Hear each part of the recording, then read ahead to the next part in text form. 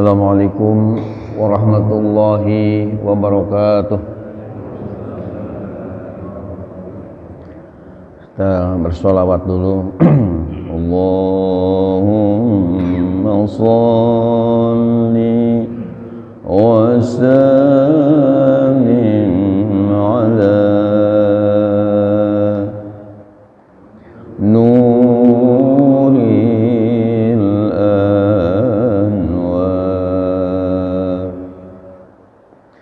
wasiril asrar wa tiryakil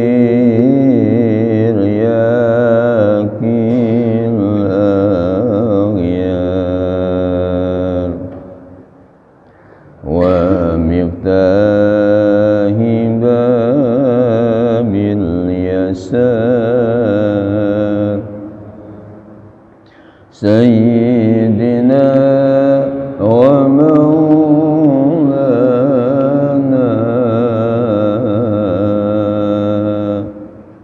Muhammadinil Mukhtar wa alihil athhar wa ashabihil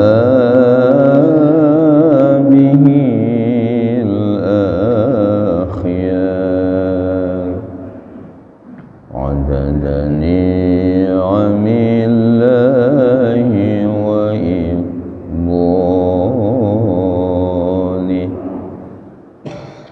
Allahumma salli wa sallim ala Sayyidina wa maulana Muhammad adada ma fi ilmillah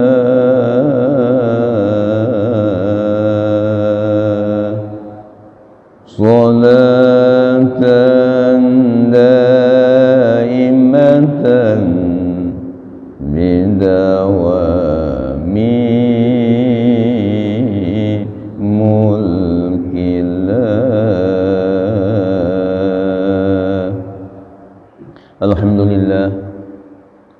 Alhamdulillahilladzi anzala al-Qur'an hudan linnas wa bayyinatin minal huda wal furqan Salatu wassalamu ala sayyidi waladi adnan Sayyidina Muhammad wa ala alihi wa ashabihi zawil fadli wal irfan Rabbi a'udzubika min hamazati syayatin wa a'udzubika rabbi an yahdurun Subhanaka la ilma lana illa ma 'allamtana innaka antal alimul hakim Rabbi shrah li sadri wa yassir li amri wahlul 'uqdatam min lisani yafqahu qawli Rabbi yassir wa la tu'assir ya karim amma ba'd. Sama-sama kita hormati Ketua DKM Masjid Jami Baitur Rahman Akhi yang Fadil Haji Saifuddin MPD Hafizahullah, juga Ustaz Hasanuddin, kemudian Dr. Kiai Haji Ahmad Kamaluddin MA Hafizahullah, juga seluruh para kiai, para ustadz yang alhamdulillah bisa hadir di tempat yang mulia ini, juga ibu-ibu yang ikut pengajian ini. Mudah-mudahan semuanya mendapatkan curahan rahmat, ridha dan maghfirah dari Allah Subhanahu wa taala. Amin. Sebelumnya kita membaca umul kitab surah Fatihah, mudah-mudahan barokah dari surah Fatihah ini Allah memberikan ilmu, ya, kajian ilmu kita mudah-mudahan bermanfaat, penuh keberkahan dari Allah. Dan mudah-mudahan guru-guru kita yang sudah mengajarkan ilmu kepada kita, mudah-mudahan mereka juga dapat pahalanya dari kita mengajarkan lagi ilmu-ilmu kepada masyarakat, kepada umat.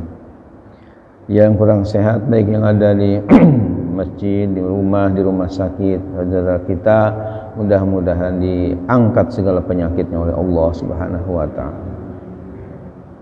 Yang sudah meninggal dunia, keluarga kita, saudara kita, nenek moyang kita, mudah-mudahan diampuni dosa-dosanya oleh Allah, dijadikan min ahlil khair, min ahlil jannah. Yang sedang usaha, Allah mudahkan usahanya. Yang sedang ada kesusahan, kesulitan, Allah angkat kesusahan, kesulitannya. Yang ada kaitan dengan utang, piutang, mudah-mudahan utang bisa terbayar dengan baik, amin. Juga mudah-mudahan putra-putri kita yang sedang belajar, santri-santri kita, jamaah kita sukses belajar, sedang berjuang di jalan Allah untuk musholanya, madrasahnya, sekolahannya, majlis ta'limnya, termasuk pondok pesantren Darus Sholihin. Mudah-mudahan perjuangan ini dimudahkan oleh Allah. Kemudian yang berinfak, berjariah, berwakaf juga mudah-mudahan dibalas yang berlipat ganda oleh Allah Subhanahu wa taala. Covid-19 dan Covid yang lainnya mudah-mudahan segera disirnakan oleh Allah, sehingga negeri kita ini baldah thayyibah wa rabbun ghafur bi barakat umil Quran. Al-Fatihah. A'udzubillahi minasyaitonir rajim. Bismillahirrahmanirrahim. Alhamdulillahi rabbil alamin arrahmanir rahim maliki yaumiddin. Iyyaka na'budu wa iyyaka nasta'in ihdinas siratal mustaqim siratal ladzina an'amta 'alaihim ghairil maghdubi 'alaihim waladdallin. Amin ya Allah ya rabbal alamin. Ya, selamat datang pada Bapak Abdul Hayat dari BSI, ya. BSI singkatan dari Bumi Sawangan Indah, ya. Bapak Haji Ganip juga dari Sawangan Permai, alhamdulillah bisa hadir. Bapak Binta juga dari Meruyung, ya. Alhamdulillah bisa hadir dengan kita. Bahkan ada Ustaz Abdurrahman dari Cinere ingin juga gabung pada hari ini dengan kita. Mudah-mudahan semuanya mendapatkan curahan rahmat, ridwan, maghfirah dari Allah, dan langkah yang positif ini dijadikan langkah ibadah di sisi Allah Subhanahu wa taala. Diangkat derajatnya dan dihapus segala kehilapan dan kekurangan. Amin ya Allah ya rabbal alamin. Hadirin hadirat yang terhormat, kajian kita surah At-Taubah ayat 100. Kita baca dulu bil barokah ayat-ayatnya. A'udzu billahi minasyaitonir rajim.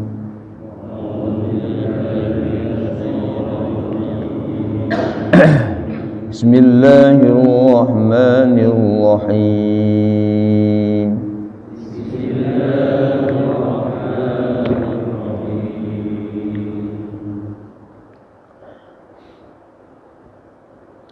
والسابقون الأولون من المهاجرين والأنصار والذين اتبعوهم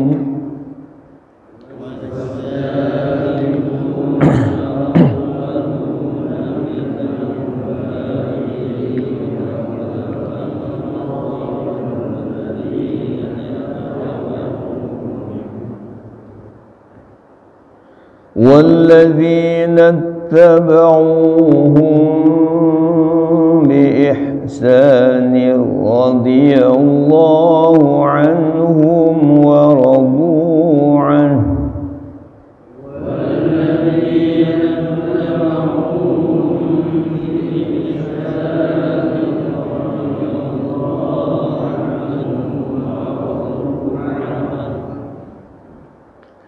ورضوا عنه وأعد لهم جنات تجري تحتها الأنهار خالدين فيها أبدا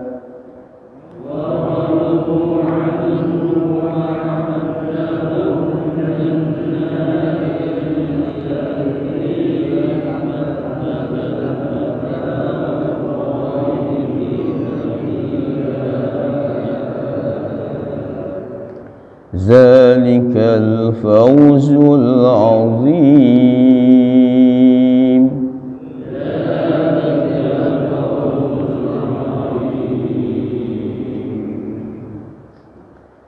وممن حولكم من الأعراب منافقون ومن أهل المدينة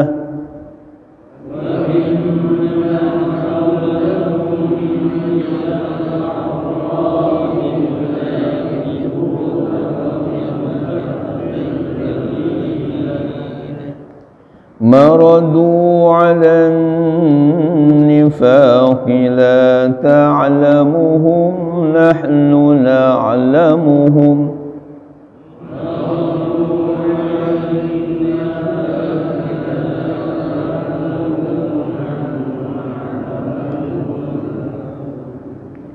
سنعذبهم مرتين ثم يردون إلى عذاب عظيم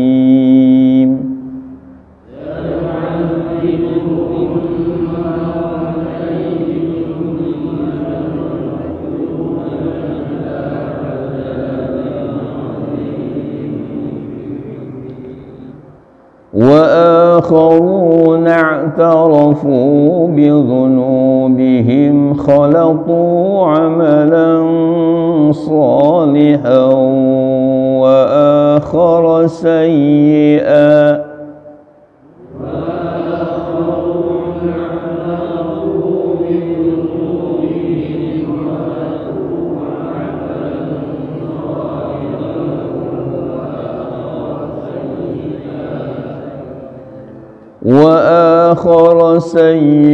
عسى الله أن يتوب عليهم إن الله غفور رحيم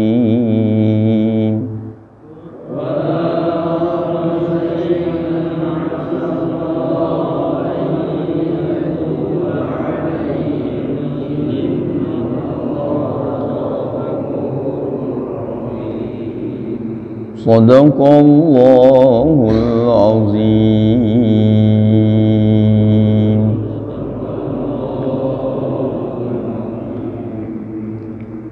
A'udzubillahi minasyaitonir rajim. Bismillahirrahmanirrahim. Was-sabiqunal awwaluna. Dan adapun orang-orang yang terdahulu lagi, orang-orang yang pertama,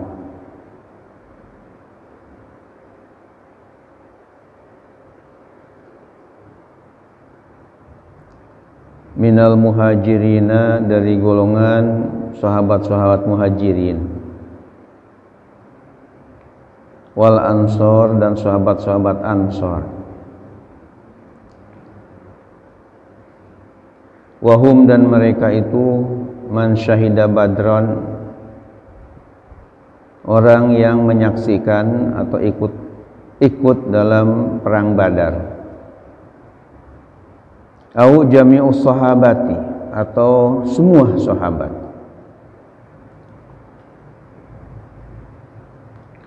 walladzina taba'uhum, dan orang-orang yang telah mengikuti mereka,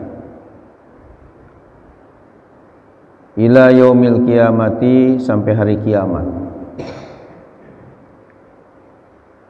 bi ihsanin, dengan penuh kebaikan, fil amali, dalam beramal,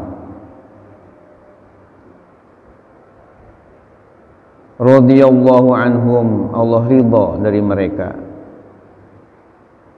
bi ta'atihi, dengan taat kepadanya, wa radu anhu, dan mereka pun ridha anhu darinya, bisawabihi, dengan meraih pahalanya.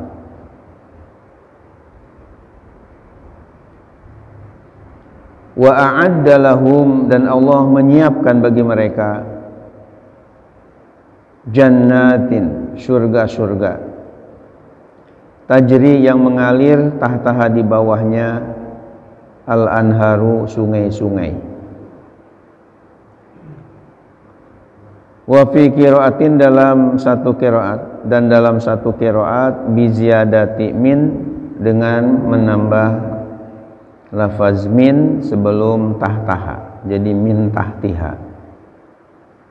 Khalidina, mereka kekal semua fiha, di dalam surga tersebut, abada, untuk selama-lamanya. Zalikal fawzul azim, zalika, yang demikian itu, al fawzul azim, kesuksesan yang sangat besar. Hadirin hadirat yang saya muliakan, yang saya banggakan, berkenaan dengan firman Allah Subhanahu wa taala yang tertera dalam surah At-Taubah ayat 100 ini, ada beberapa hal yang perlu kita garis bawahi, yang harus kita ketahui bersama dalam rangka mentadaburi, menghayati dan merenungi firman Allah Subhanahu wa taala yang memang kita diperintah untuk tadabbur ini. Bahkan orang yang ngaku-ngaku muslim dan muslimah tapi tidak ada gairah untuk mengkaji tafsir Al-Quran dalam rangka tadabbur, itu dinyatakan sebagai orang yang telah terkunci hatinya dari rahmat Allah Subhanahu wa taala. Dalilnya bisa dibaca dalam Al-Quran surah Muhammad ayat 24. A'udzubillahi minasyaitonirrajim. Bismillahirrahmanirrahim. Afala yatadabbaruna al-Qur'ana am 'ala qulubin aqfaluha. Mengapa mereka tidak mau mentadaburi, menghayati, memahami isi kandungan Al-Quran? Apakah hati mereka sudah terkunci? Itu dalil mengenai pentingnya kita tadabbur ayat-ayat Al-Quran. Nah, dalam surah At-Taubah ayat 100 ini ada yang penting untuk kita tadabburi, kita hayati. Yang pertama adalah as-sabiqunal awwalun, ya, minal muhajirin wal ansor, orang-orang terdahulu lagi pertama-tama masuk agama Islam dari kalangan muhajirin dan kalangan ansor. Muhajirin supaya kita maklumi adalah para sahabat yang hijrah dari Mekah ke Madinah, disebutnya sahabat muhajirin. Sementara al-ansor adalah sahabat-sahabat penduduk asli Madinah yang membantu dan menolong kepada para sahabat yang berhijrah dari Mekah ke Madinah tersebut. Yang luar biasa mereka hormat dan sayangnya kepada sahabat-sahabat muhajirin, ya. Ini namanya ansor. Dan yang mengikuti mereka dengan ihsan, penuh kebaikan. Allah ridho, ya, terhadap mereka, dan Allah pun, dan mereka pun ridho tentunya pada Allah karena mendapatkan pahala dari Allah Subhanahu wa taala. Allah ridho karena mereka taat, patuh kepada Allah, dan mereka pun para sahabat ridho karena meraih pahala dari Allah Subhanahu wa taala. Dan Allah siapkan bagi mereka surga yang mengalir di bawahnya sungai-sungai. Mereka kekal semua di dalamnya untuk selama-lamanya. Dan itulah kesuksesan, keberuntungan yang sangat besar. Dalam ayat ini, hadirin hadirat yang terhormat, minimal ya ada mungkin 3 hal yang perlu kita ketahui. Yang pertama, ayat ini adalah sebagai bantahan keras kepada orang-orang Syiah, ya, orang-orang dari kelompok Syiah yang mereka telah istilahnya menganggap sesat, bahkan mengkafirkan kepada sekian sahabat-sahabat Nabi kita Muhammad sallallahu alaihi wasallam.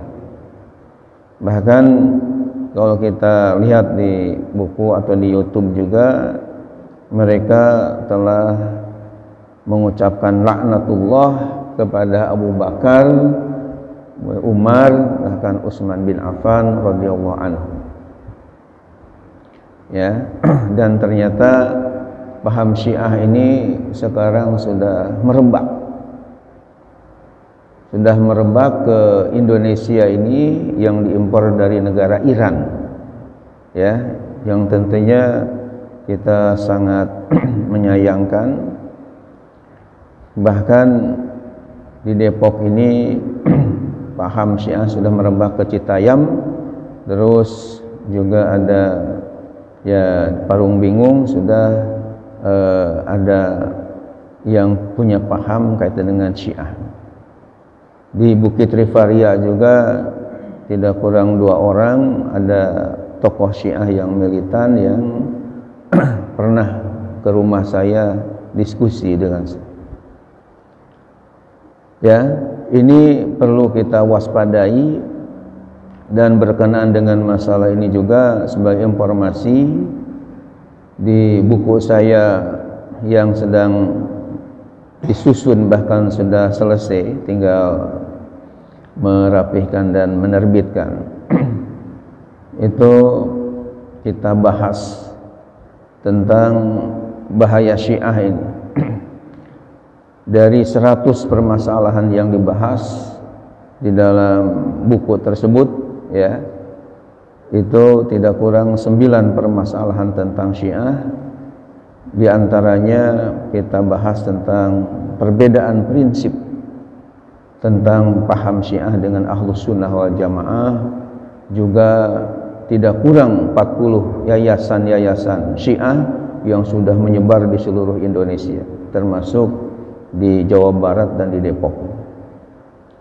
Kita bahas supaya dipahami oleh masyarakat luas. Hadirin hadirat yang dimuliakan oleh Allah Subhanahu wa taala, ya, kita tidak boleh mengikuti paham mereka yang mencaci maki para sahabat. Bahkan termasuk yang saya tidak sependapat, bahkan tidak setuju sama sekali dengan apa yang dikatakan Buya Syakur di dalam YouTube-nya, yang menyatakan bahwa Siti Fatimah itu sangat dibenci oleh para sahabat, termasuk Umar bin Khattab, sehingga para sahabat mau membunuh kepada Siti Fatimah, di mana datang ke rumah Sayyidina Ali dan Siti Fatimah, kemudian pintunya didorong dengan keras sampai grendel pintunya pada copot, dan akhirnya Siti Fatimah digencet sampai mati diinjak-injak.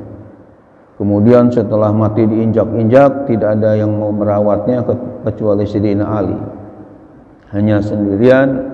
Kemudian setelah dikuburkan, Sayyidina Ali berkata kepada Siti Fatimah yang ada di kuburan dengan berkata, "Wahai Fatimah, istriku tercinta, sampaikan kepada bapakmu," maksudnya Nabi Muhammad SAW, "bahwa para sahabat itu sudah pada murtad semua." Ini kata-kata semacam ini, dan tidak ada kritik sama sekali, bahkan terkesan dia setuju. Ini jelas sekali adalah sumber referensinya dari orang-orang Syiah yang benci kepada para sahabat Nabi. Hadirin yang dimuliakan oleh Allah Subhanahu wa taala, makanya hati-hati ketika mendengar ceramah di YouTube, harus ya pilih-pilih lah siapa yang pas untuk kita bisa terima dan mana yang harus kita tolak. Saya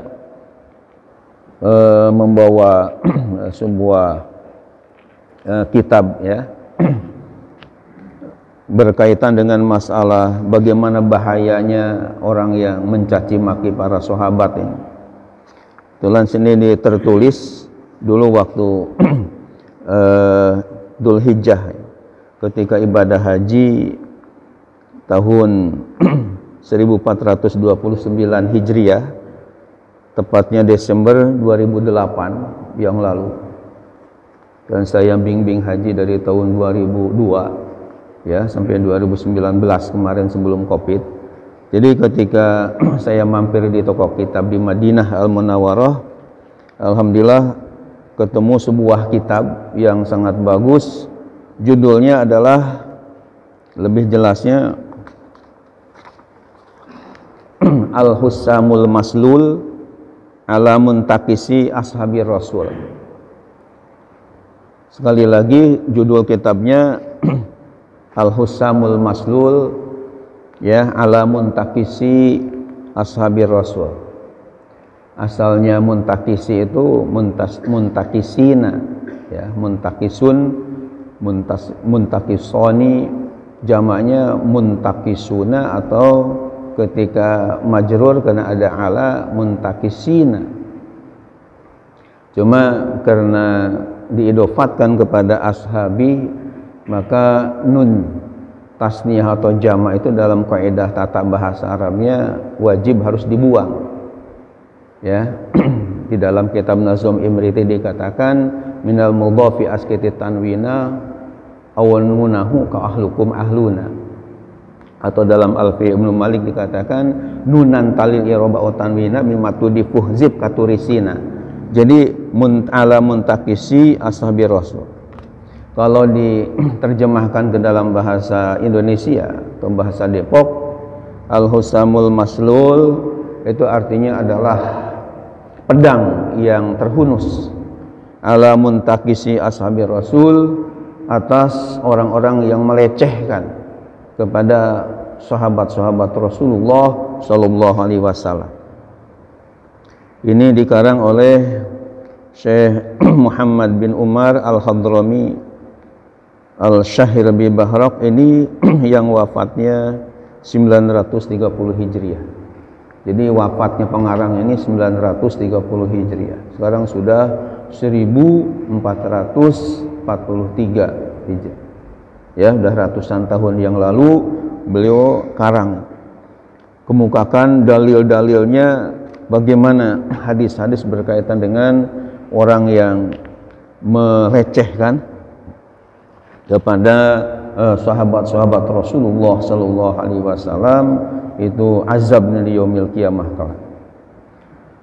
Maka oleh karena itu kita harus ya hormat kepada para sahabat Rasulullah.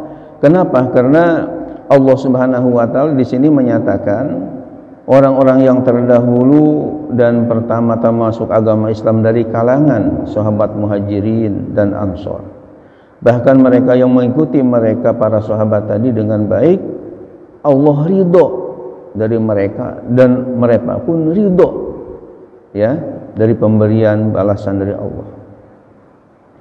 Jadi orang yang sudah diridhoi oleh Allah, kenapa dicaci maki ya, dilaknat segala? Ini yang kita tentu tidak setuju dengan pandangan-pandangan orang Syiah. Gara-gara masalah katanya harusnya khalifah itu setelah Muhammad kepada Sayyidina Ali. Ya, jadi dianggap Abu Bakar, Siddiq, Umar dan Utsman itu perampas-perampas hak Sayyidina Ali, sehingga mereka benci. Padahal tidak demikian, itu hasil musyawarah dan Sayyidina Ali pun setuju ya. Hadirin yang dimuliakan Allah Subhanahu wa taala, bahkan para sahabat tadi selain dinyatakan diridhoi oleh Allah, juga Allah menyiapkan kepada mereka surga. Wa a'adda lahum jannatin tajri min tahtihal anhar. Allah menyiapkan kepada mereka surga yang mengalir di bawahnya sungai, khalidina fiha abad, kekal semua di dalamnya selama-lamanya. Zalikal fawzul azim, itu keuntungan, kesuksesan yang luar biasa. Jadi orang yang sudah disiapkan surga dikata-katain ya jelek. Apalagi Siti Aisyah, Siti Hafsah ini jelek-jelekin lah ya, perempuan-perempuan yang tidak baik kata. Ini tentunya tidak benar sama sekali. Hadirin yang dimuliakan oleh Allah Subhanahu wa taala, yang kedua, rahasia kenapa kalau setelah menyebut nama sahabat Nabi itu diakhiri dengan kata-kata radhiyallahu anhu. Misalnya ketika kita menulis hadis, membaca hadis di Riyadhus Shalihin misalnya, atau di dalam buku saya Al-Jawahir fil Hadis Al-Bashir An-Nazir 40 himpunan 40 hadis sahih, biasanya misalnya an Anas bin Malik radhiyallahu anhu, an Abi Hurairah radhiyallahu anhu, an Aisyah radhiyallahu anha. Pokoknya setelah nama-nama sahabat kita sebut, di akhirnya itu di ujungnya ditambahan dengan radhiyallahu anhu. Ya, beda dengan menyebut nama ulama. Kalau nama ulama seperti qala Syafi'i rahimahullah, qala Abu Hanifah rahimahullah, qala Imam Ghazali rahimahullah, itu tidak ada ditambah radhiyallahu anhu. Yang populer itu, yang masyhur adalah kalau ulama rahimahullah, semoga Allah merahmatinya. Tapi kalau sahabat, semoga Allah meridhai. Kenapa? Alasannya karena dalam Al-Quran surah At-Taubah ayat 100 ini Allah sendiri telah menyatakan radhiyallahu anhum wa radu an. Jadi Allah telah meridhai, sehingga wajar di akhir nama sahabat tadi ditambah dengan radhiyallahu anhu bagi sahabat laki-laki dan radhiyallahu anha bagi sahabat perempuan.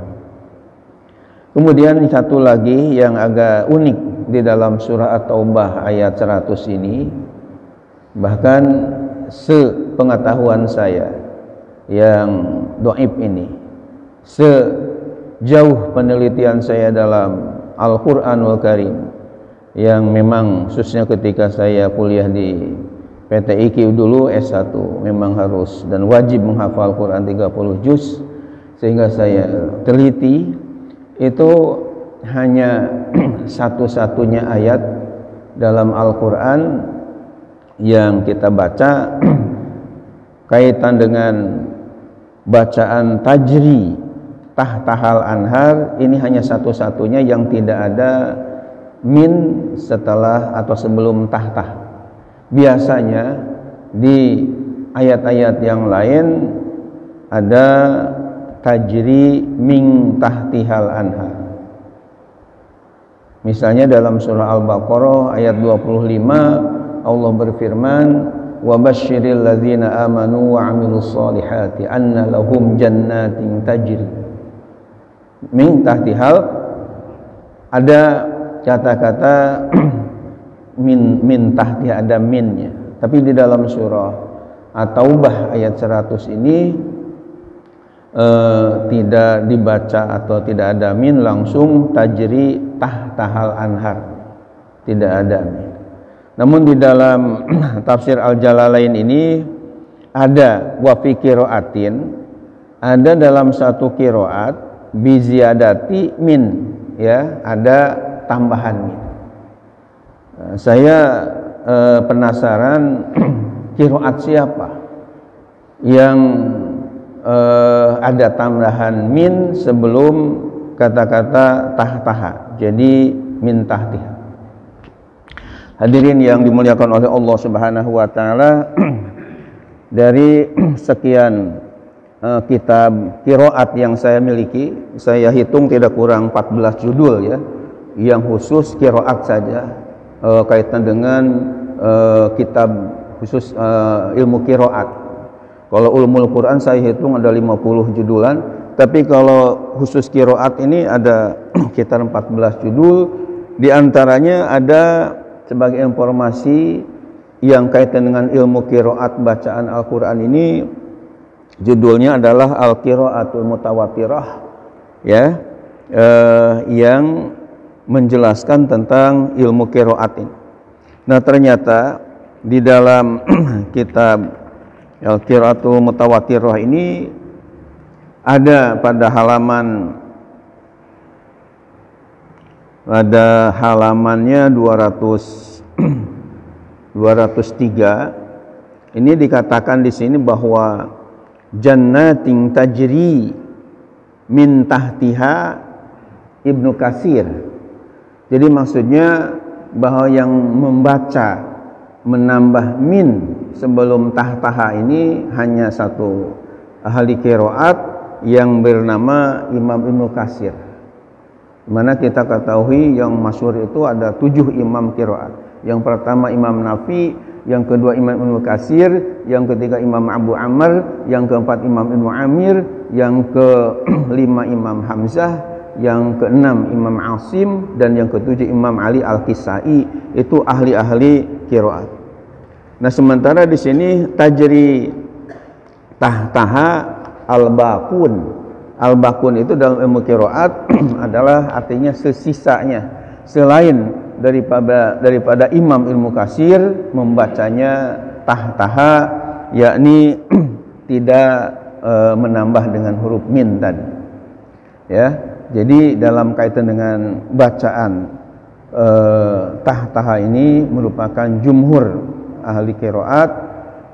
Dan sebagai informasi mengenai bacaan tadi, alhamdulillah saya 7 tahun ya di PT IKI itu kuliah, ada kajian khusus mengenai materi ilmu qiraat di mana harus lulus ya.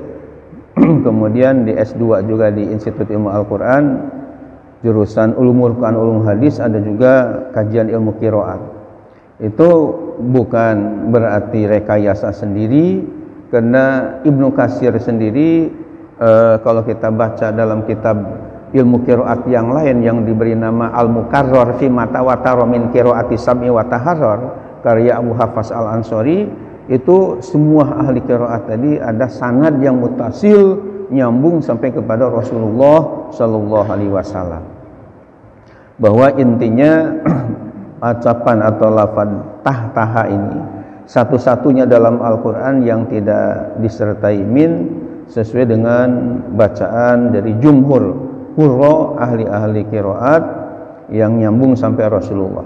Cuma ada qiraat yang lain menambah min, ini qiraat Imam Ibnu Katsir namanya. Hadirin yang dimuliakan oleh Allah Subhanahu wa taala, kita lanjutkan sedikit lagi. Wa mimman haulakum, dan di antara orang yang ada di sekitarmu, ya ahlal Madinah, wahai ahli Madinah, minal a'rabi, dari kalangan orang-orang Arab pelosok, munafikun adalah dari kalangan orang-orang munafik, Ka'aslama seperti dari kabilah Bani Aslam, wa Asja'a dari kabilah Bani Asja', wa Gifarin dan dari kabilah Bani Gifar. Ya, di dalam kitab Tafsir Jalalain ini diberi harokat nama kabilahnya, jadi bukan Gofar tapi Gifar. Wa min ahlil Madinah, dan dari penduduk Madinah pun munafikun aidan, banyak orang-orang munafik juga. Maradu ala nifaq aylaju fihi, mereka berketerlaluan dalam kemunafikannya, wastamaru dan terus menerus. La ta'lamuhum, kamu tidak mengetahui mereka. Khitabun li Nabi sallallahu alaihi wasallam, sebagai seruan kepada Nabi kita Muhammad sallallahu alaihi wasallam. Nahnu na'lamuhum, kamilah kata Allah yang mengetahui mereka. Sanu'azibuhum marratain, kami akan menyiksa mereka 2 kali. Bil fadihati, dengan mempermalukan, awil qatli, atau dibunuh di dunia, wa azabil qabri, dan azab kubur. Tsumma yuraduna, kemudian mereka dikembalikan, fil akhirati, di akhirat, ila azabin azim, kepada azab yang besar, wan nar, yaitu api neraka. Jadi di kalangan ya orang Arab sendiri seperti Bani Aslam, Asja', Gifar, bahkan di kalangan Madinah ada orang-orang munafik yang terus menerus kemunafikannya. Rasulullah tidak tahu, tapi Allah Maha tahu, sehingga mereka akan diazab dengan 2 kali azab, ya. Di dunia terbunuh atau dipermalukan, juga di akhirat juga dikubur akan diazab oleh Allah. Bahkan di akhirat mendapatkan azab api neraka. Wa qaumun akharun, dan adapun kaum yang lain, mubtadaun kedudukan sebagai mubtada, i'tarafu bizunubihim, mereka mengakui ya bidzunubihim dengan dosa-dosa mereka, minatahalufi daripada tidak mengikuti kepada medan perang.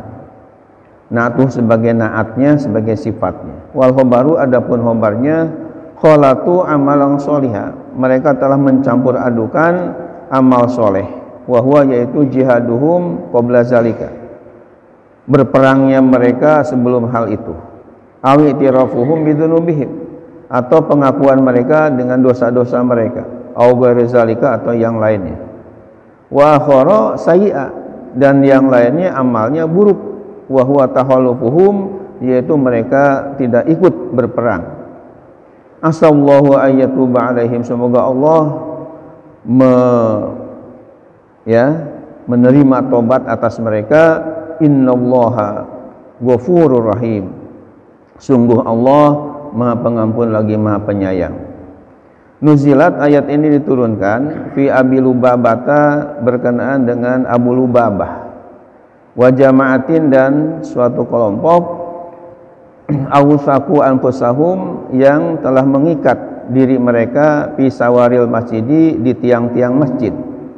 Lamma balaghahum ma nuzila fil mutahallifin, tatkala sampai kepada mereka apa yang Allah turunkan wahyu berkaitan dengan orang-orang yang tidak ikut perang. Wahalafu, dan mereka bersumpah, la yahulluhum illa nabiyyu sallallahu alaihi wasallam, mereka tidak mau melepasnya kecuali oleh Nabi Muhammad sallallahu alaihi wasallam. Pahallahum, lalu Nabi Muhammad melepas mereka, lamma nuzilat, tatkala telah diturunkan ayat ini. Hadirin yang dimuliakan oleh Allah Subhanahu wa taala, jadi ayat ini berkenaan dengan orang yang ya mungkin ada istilahnya STMJ. STMJ itu bukan S susu, T telur, M madu, J jahe.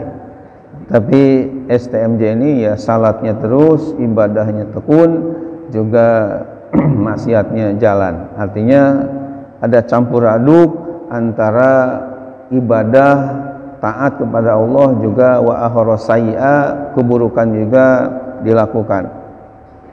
Namun Allah Subhanahu wa taala menyatakan semoga mengampuni, menerima tobat mereka ketika ada amal-amal yang kurang baik tadi, tentunya setelah bertobat kepada Allah Subhanahu wa taala. Ya, ini berkaitan dengan segolongan sahabat, diantaranya Abu Lubabah.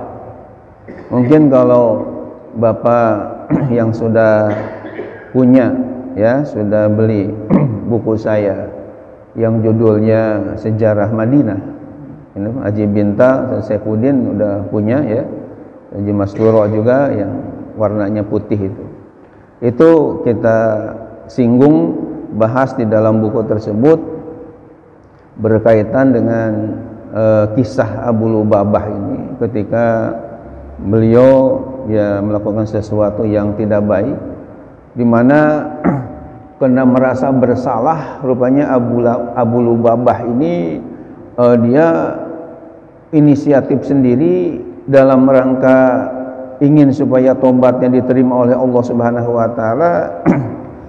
Dia minta supaya badannya itu diikat, ya diikat pakai tambang, pakai tali di tiang, salah satu tiang Masjid Nabawi, dan dia bersumpah, saya tidak akan melepas tali ini kecuali oleh Nabi Muhammad SAW yang mau melepas.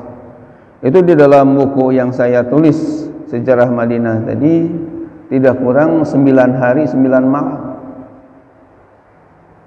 diikat, ya tolong supaya diikat badannya itu, bahwa beginilah tidak senangnya bagi orang yang tidak patuh kepada ya seruan Allah dan Rasulnya, kecuali katanya ketika makan qada hajat ya dilepas dulu lah oleh putranya, tapi kalau setelah itu diikat lagi, ya selama 9 hari 9 malam tadi.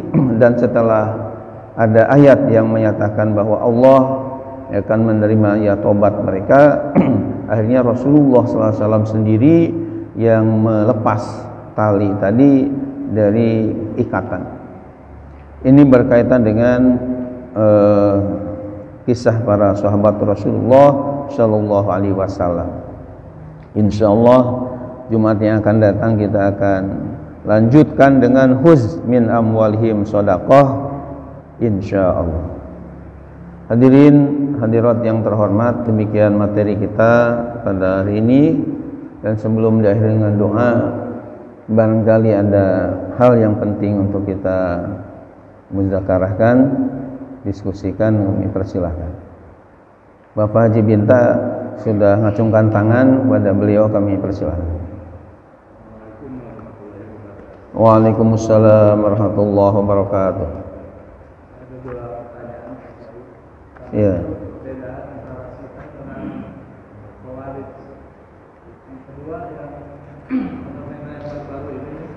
Tentang kawin mutlak, jadi ada satu pesantren yang orang tuanya menitipkan anaknya ketika anaknya itu saya nggak tahu ya, ini kawin mutlak atau diperkosa gitu selama 12 tahun, bahkan ada yang sudah melahirkan itu hukumnya seperti apa sih Pak kalau dikorelasikan ke Ahlussunnah wal Jamaah? Pertanyaan saya. Baik. Ada dua pertanyaan ya. Satu lagi Pak Haji Mas Luro, ada apa Pak? Pak Kiai, ya. Nikah mut'ah yang dilakukan Asia itu rukun syaratnya itu sesuai dengan yang kita kerjakan kan enggak sih? Jadi rukun nikah mut'ah. Kemudian yang kedua ada juga mengatakan antara itu sholatnya itu bukan 5 waktu, 3 waktu, kemudian seperti itu. Yang paling terakhir Pak Malaysia barangkali karena di YouTube, pada YouTube aja tentang mengucapkan salam hari Natal, ada yang bilang boleh, ada yang nggak boleh. Mengucapkan hari Natal. Hari Natal, kalau mengikuti kegiatan Natal itu kepada tiga Idul Adha itu tentang Pertanyaannya, karena itu ada dua pendapat, mana yang kita ikuti gitu kan? ya. Baik, itu ya Pak ya. Jadi ada beberapa pertanyaan. Pak Haji Binta ada 2 pertanyaan, dan Bapak Haji Hasan Masturo ada 3 pertanyaan. Jadi cukup banyak, kita bahas satu persatu, mudah-mudahan dapat tambahan ilmu bagi kita semua. Amin ya Allah ya Rabbal alamin. Hadirin hadirat yang terhormat, beliau menanyakan, Pak Haji Binta ini apa sih perbedaan antara paham akidah Syiah dengan akidah kaum Khawarij, ya. Jadi waktu kuliah di Institut Ilmu Al-Quran dulu S2 ada materi namanya materi ya ilmu kalam berkaitan dengan perbedaan mazhab-mazhab akidah-akidah, dan kitab yang bagus untuk menjadi pegangan atau referensi berkaitan dengan pandangan-pandangan Syiah, kemudian Khawarij, kemudian Mu'tazilah, dan yang lain-lainnya termasuk Qadariyah, ya, Murji'ah. Itu ada kitabnya yang saya punya, judulnya adalah Al-Milal wan Nihal, ya. Al-Milal wan Nihal ini sebuah kitab menceritakan dengan firqah-firqah dari kalangan Islam yang banyak sesat menyesatkan umat, yang dikarang oleh namanya As-Sahrastani, Syekh Abdul Karim As-Sahrastani. Itu nama kitabnya Al-Milal wan Nihal. Ada juga yang mirip dengan kitab itu yang dikarang oleh Imam Ibnu Hazm Al-Andalusi, nama kitabnya Al-Milal fil Ahwa wan Nihal. Ini juga berkaitan dengan masalah firqah-firqah tadi. Jawabannya adalah jelas antara Syiah dengan Khawarij ada perbedaan ya. Sebagaimana Ahlus Sunnah wal Jamaah ada perbedaan dengan Syiah tadi. Bedanya antara Syiah dengan Khawarij, kalau Syiah ini adalah kaum yang terlalu berlebih-lebihan mengkultuskan Sayyidina Ali ya, sehingga artinya Sayyidina Ali ini orang maksum, orang yang suci, yang tidak berbuat salah sama sekali. Seperti kita punya keyakinan kepada Nabi kita Muhammad Shallallahu Alaihi Wasallam. Sehingga orang yang tidak percaya dan Abu Bakar, Umar, Utsman tadi dipandang keliru, dipandang salah oleh kaum Syiah. Dan banyak lagi pandangan-pandangan Syiah yang tidak pas, termasuk kawin mut'ah. Nah, sementara kaum Khawarij ini adalah kaum yang keluar dari Ahlus Sunnah wal Jamaah dan dari Syiah. Bahkan mereka mengkafirkan kepada ya kaum-kaum Syiah, termasuk mungkin kaum Ahlus Sunnah wal Jamaah ini. Ya, dan orang-orang Khawarij ini punya pandangan bahwa orang yang melakukan dosa besar itu sudah masuk ke dalam kategori kafir, sehingga boleh dibunuh. Jadi lebih ekstrim lagi dibandingkan dengan kaum Syiah. Ini adalah kaitan dengan perbedaan kaum Syiah dengan kaum Khawarij. Hadirin yang dimuliakan oleh Allah Subhanahu wa taala, jadi panjang ceritanya. Awal terjadinya Syiah dan Khawarij ini ada kaitan dengan ya peperangan Siffin antara Ali dengan Muawiyah. Yang jelas antara keduanya punya pandangan-pandangan yang prinsip yang berbeda dengan Ahlus Sunnah wal Jamaah. Kemudian yang kedua mengenai masalah kawin mut'ah, sampai ada 12 katanya santri dan dikawin mut'ah di daerah Bandung sana. Ya, ini jelas kawin mut'ah ini adalah kawin kontrak yang telah dilarang oleh ya Islam itu sendiri. Supaya Pak Haji Binta dan mungkin teman yang lain lebih jelas lagi, itu saya sudah me-YouTube-kan ya tentang status kawin mut'ah menurut pandangan Islam. Dan yang menjadi rujukan dalam pembahasan itu saya punya kitab khusus. Jadi judulnya Nikahul Mut'ah fi Syariatil Islamiyah Al-Gharra. Nikah mut'ah ditinjau dari syariat Islam yang bersih, yang mulia, yang dikarang oleh Syekh Muhammad Ali As-Sabuni dari Mekah. Itu ada kitab khusus yang menceritakan atau membahas tentang kesesatan dan tidak sahnya nikah mut'ah itu, sehingga tidak perlu untuk diikuti ya orang-orang Syiah ini. Nah, termasuk yang katanya sampai 12 perempuan apalagi santrinya dinikahi mut'ah ini jelas itu bertentangan dengan syariat Islam yang bersih. Kemudian mengenai rukun ya nikah di kalangan Syiah ini bagaimana? Apakah sama dengan yang rukun di kita? Jadi yang saya baca ya dalam kitab fikih yang hubungan dengan Syiah ini, bahwa yang penting bagi mereka ada ya saksi, kemudian ya wali juga. Kalau memang ya tidak ada, nggak usah dipentingkan. Yang penting ada mahar, ada ijab kabul ketika akadnya itu, apakah untuk 1 hari atau untuk 1 jam aja, untuk seminggu, sesuai dengan perjanjian waktu awal. Ya, tentu bayarannya berbeda-beda, ketika sebentar dengan cukup ya lama, misalnya nikah mut'ah. Yang jelas Yang jelas tentu ya berbeda dengan apa yang biasa di kalangan Ahlus Sunnah wal Jamaah dalam masalah pernikahan. Nah, kemudian mengenai masalah sholat orang Syiah bagaimana dengan kita?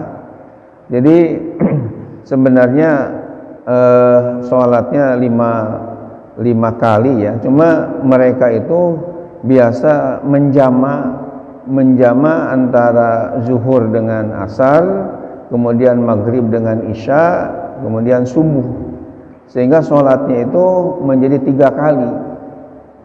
3 kali kenapa? Karena digabung antara zuhur dengan asar. Jadi mereka itu walaupun tidak misalnya bepergian, tidak ada hal ini, udah biasa bahwa kalau sholat zuhur itu habis sholat zuhur langsung qomat lagi, langsung sholat asar. Kemudian ketika habis sholat maghrib digabung seperti itu sehingga menjadi sholatnya bisa dikatakan jadi 3 waktu ya, karena antara asar zuhur dijama, antara maghrib dengan isya dijama ya. Bahkan saya baca dari referensi yang ada, mereka belum mewajibkan sholat Jumat sehingga turun yang namanya Imam Mahdi Al-Muntazor, baru disyariatkanlah ibadah sholat Jumat ini. Ini ada pandangan dari kalangan ya Syiah yang demikian, yang beda dengan kita dari Ahlus Sunnah wal Jamaah. Kemudian mengenai masalah ucapan Natal, ya memang kita lihat atau baca di YouTube ini banyak simpang siur di kalangan tokoh-tokoh, termasuk Abdul Somad dengan Quraish Shihab, ya itu berbeda pandangan antara satu dengan yang lain. Juga ada Habib yang lainnya yang ada yang membolehkan, ada yang tidak membolehkan. Nah, kemudian mungkin ditanyakan pandangan saya sendiri sebagai Ketua Umum Majelis Ulama Indonesia Kota Depok, bagaimana berkaitan dengan simpang siurnya, khilafiyahnya antara dua pandangan tadi. Kalau menurut saya sendiri jelas haram, tidak boleh mengucapkan selamat Natal. Minimal alasan saya tidak membolehkan itu minimal ada 2 hal yang perlu kita ketahui. Yang pertama, ketika kita mengucapkan selamat Natal kepada tetangga kita mungkin yang non muslim tadi, berarti kita sudah menyatakan selamat kepada mereka. Sementara Allah Subhanahu wa taala sendiri sudah menyatakan mereka itu akan celaka, tidak akan selamat. Berarti ini bertentangan dengan firman Allah. Coba baca dalam Al-Quran surah Ali Imran ayat 85. Surah Ali Imran ayat 85, Allah berfirman, A'udzubillahi minasyaitonirrajim, Bismillahirrahmanirrahim, wa may yabtaghi ghairal islami dina falay yuqbala minhu wa huwa fil akhirati minal khasirin. Ini ayatnya begitu jelas dan tegas.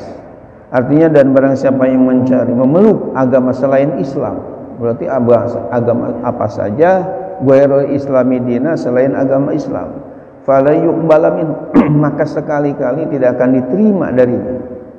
Ingat nafinya dengan kata-kata lan, di mana dalam kitab Jam'ul Jawami karya Tajuddin As-Subki, lan ini beda dengan la. Kalau la tidaknya mungkin nanti bisa ya berubah, tapi kalau falan itu nafinya li ta'bid, untuk selama-lamanya. Jadi orang yang memeluk agama selain Islam sekali-kali tidak akan diterima darinya, akan ditolak. Juga wa huwa fil akhirati minal khasirin. Dan orang yang beragama selain agama Islam itu di akhirat kelak minal khasirin, termasuk orang yang rugi. Yang rugi itu yang celaka, yang nyungsep di api neraka. Pertanyaannya, apakah dengan penjelasan Allah yang menyatakan mereka akan rugi, akan celaka, dengan kita mengucapkan selamat ya, selamat, ini kan berarti bertentangan dengan firman Allah tadi. Apalagi kalau kita tambahkan dengan firman Allah dalam surah Al-Bayyinah yang saya yakin bapak-bapak, ibu-ibu sudah hafal semua surah Al-Bayyinah. Itu ada firman Allah yang berbunyi, innal ladzina kafaru min ahlil kitabi wal musyrikina fi nari jahannama khalidina fiha ulaika hum syarrul bariyah. Innal ladzina kafaru, sungguh orang-orang yang kufur, min ahlil kitabi, dari kalangan ahlul kitab, yakni orang Yahudi dan Nasrani, wal musyrikin, dan orang-orang musyrik yang menyekutukan Allah, fi nari jahannam, mereka itu diancam akan menjadi penghuni api neraka jahannam, khalidina fiha, mereka kekal semua di dalam, ulaika hum syarrul bariyah, mereka itu adalah seburuk-buruknya ciptaan Allah yang ada di muka bumi ini. Nauzubillah min. Jelas sekali dalam ayat ini orang yang kufur itu yang tidak beriman ya, seperti kita ini, dari kalangan ahlul kitab dan musyrikin disiapkan api neraka jahanam. Artinya kan orang celaka, tidak akan selamat. Maka dengan kita mengatakan selamat jelas menentang kepada ayat Al-Qur'an. Itu yang pertama. Yang kedua, ketika orang mengatakan selamat hari Natal ini, berarti dia meyakini atau katakanlah mengakui tentang Nabi Isa ini dilahirkan sebagai anak Allah. Padahal surah Al-Ikhlas atau Qulhu menyatakan Qul huwallahu ahad, Allahu samad, lam yalid wa lam yulad wa lam yakul lahu kufuwan ahad. Jadi Allah Ta'ala itu tidak melahirkan dan tidak dilahirkan. Jadi kalau menyatakan bahwa Nabi Isa sebagai anak Tuhan, ya kita justru akui dengan selamat, ya Natal tadi berarti bertentangan dengan ayat Al-Quran. Maka oleh karena itu, ya kami dari Majelis Ulama, khususnya saya sebagai ketua umumnya, tentang menyatakan tidak boleh kita mengucapkan selamat Natal ya, bahkan mereka pun tidak ngarep-ngarep diucapin itu. Kenapa kita dari umat Islam jadi ramai seperti itu? Dan sebagai informasi bahwa ketua umum Majelis Ulama pertama ya, yakni Bapak Profesor Dr. Buya Hamka itu, beliau meletakkan jabatan tahun 1981 yang lalu itu karena ditekan supaya ya fatwa kait dengan masalah ya Natal ini supaya dicabut ya. Ternyata beliau tidak mau, daripada harus dicabut ya lebih baik mundurkan diri aja dari jabatan ini, karena begitu prinsip dan harusnya diikuti oleh MUI yang lain, juga para ulama yang lain. Demikian saya kira jawabannya sudah jelas, mudah-mudahan bisa dipahami dengan baik. Wallahu a'lam bishawab. Kita akhiri dengan doa, Allahumma rahamni bil Qur'an. Allahumma rahamni bil Qur'an waj'alhu imaman wa nuran wa hudan wa rahmah.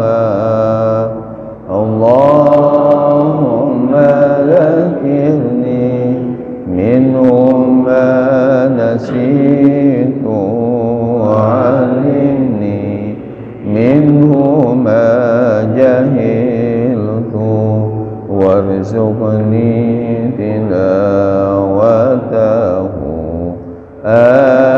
آناء الليل وأطراف النهار واجعله لي حجة ya